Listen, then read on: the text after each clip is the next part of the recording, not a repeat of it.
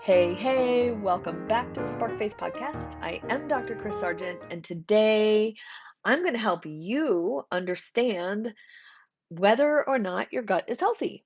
Like, how does it get unhealthy? How do you know if it's unhealthy? So, we're going to talk about that today in light of my masterclass that is on Thursday, the 4th. We are going to talk about gut health today. So, I think it's a pretty important thing. If you don't know whether your gut's healthy or if it could have been like damaged in some way, now's a good time to know that.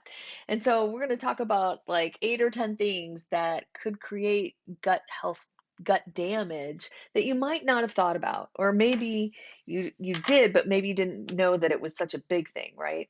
So, I'm going to start out with the most obvious thing, antibiotics, because the overprescription of antibiotics has definitely led to, and we knew that it would, which is important to remember, that has definitely led to gut issues on so many levels. It's unbelievable. And so if you have had five or more antibiotics, either as a kid, as a teenager, as an adult, combined. Like if you've had 5 to 10 antibiotic treatments, you probably have some gut health damage to your microbiome, particularly if you've never really spent any time like fixing that and taking a probiotic or something like that. And so that's a biggie, and that's one that it's really hard to balance those things out when your doctor says you need this. You have to be able to advocate for yourself and say, "Hey, do I really need it, or can it wait, or what's the do I really need it?" Like really push on that one a little bit. And so that's kind of the more obvious one. Another one, number two, is toxins. Now, what does that mean? Well, that can be everything from the alcohol that you drink on a regular basis. I'm not saying that all alcohol is bad. I'm just saying that regular, too high of an amount, um, can definitely cause some gut damage, along with, when we're talking about toxins as a whole, just environmental toxins, which are everywhere. Over the counter medications. If you're taking acid reflux medication, if you're taking just over the counter stuff, if you're taking NSAIDs like Advil or aspirin, if you're taking too much Tylenol, or if you've been taking low dose over a long time, those can create gut damage along with liver and kidney things. But today we're really focusing on gut. And then any kind of prescription meds actually can cause gut damage as well. And so the toxins that we eat, such as um, pesticides and fertilizers and the stuff that comes in on our food, also can contribute to the breakdown of the gut.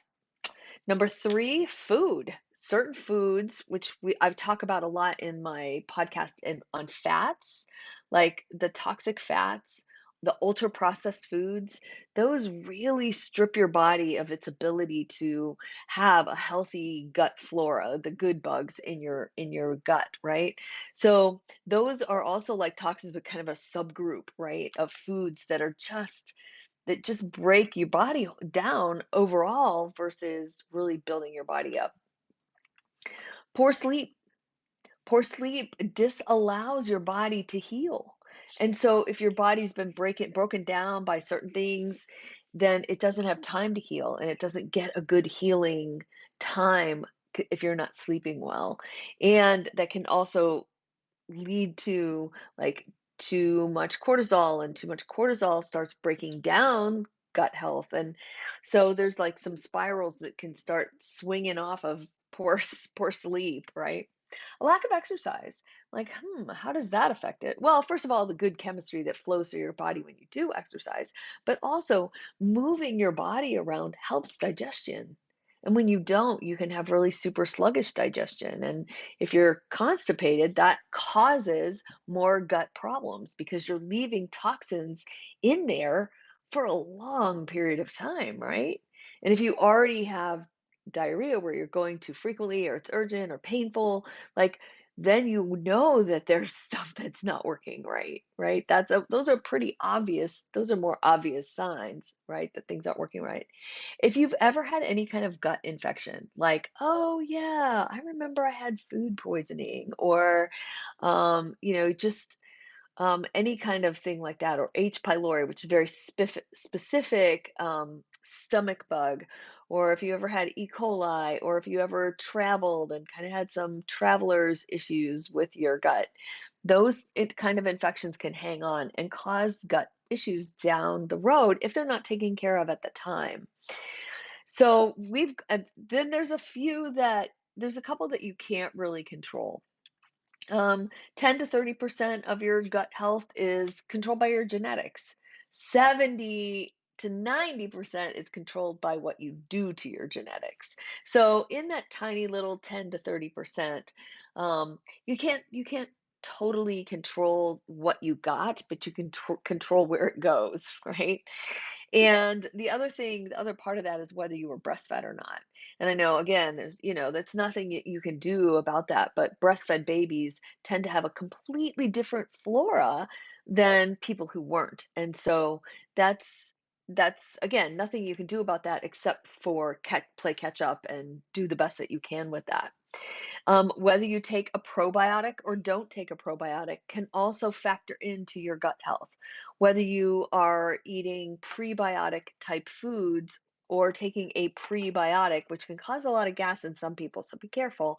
Um, those include like fibrous kind of vegetables and that kind of thing. Prebiotics help your probiotics, the good bugs, grow faster. So the amount of prebiotics and probiotics that you're taking in also contributes to or takes away from your gut health. So that is a quick rundown. We are going to have a lot of fun in our masterclass on Thursday. I hope you can join us. And if you're listening to this later, you can grab the replay. So just shoot me a DM on any level for anything. But yeah, if you need a replay, I'm happy to give it to you. So have a great afternoon. Blessings and thank you. Bye.